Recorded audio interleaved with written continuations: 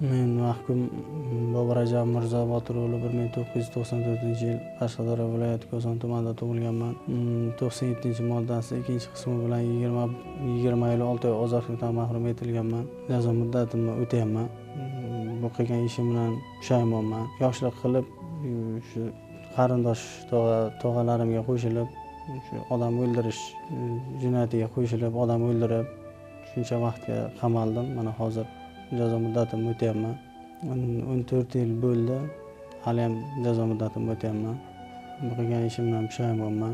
Hozirgi vaqtdagi yoshlarga bunaqa ishlarga, bunaqa jinoyatlarga qo'shilmasligini, janjal, urushlarga, ko'cha bunaqa yomon ishlarga qo'shilmasligini, jinoyat qilmasligini so'rayman. Oqibati yaxshi emas. 14 yil davomida otam o'ldi, otam dunyoda yo'q.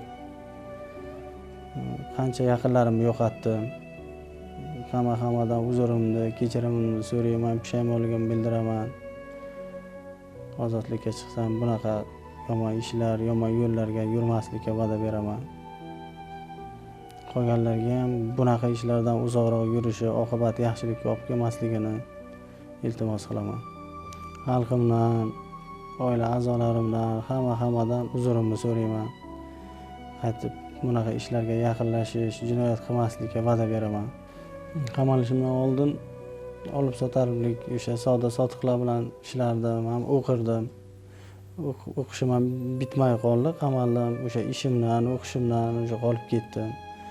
Qamalib, hozirgi kunda hunar o'rgandim.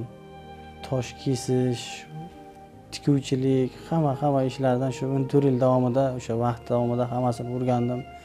Chiqqandan keyin Xudo xohlasa tadbirkorlik, ishlab chiqarishlar. Ukalarim bor, ukalarimga shunaqa narsalarni o'rgataman, o'zim ishlayman, tadbirkorlik qilaman. Bunaqa yo'llarga qaytib kirmayman. Chin dildan prezidentimdan, xalqimdan, hammadan uzurimni, kechirimimni, pushaymonligimni bildiraman.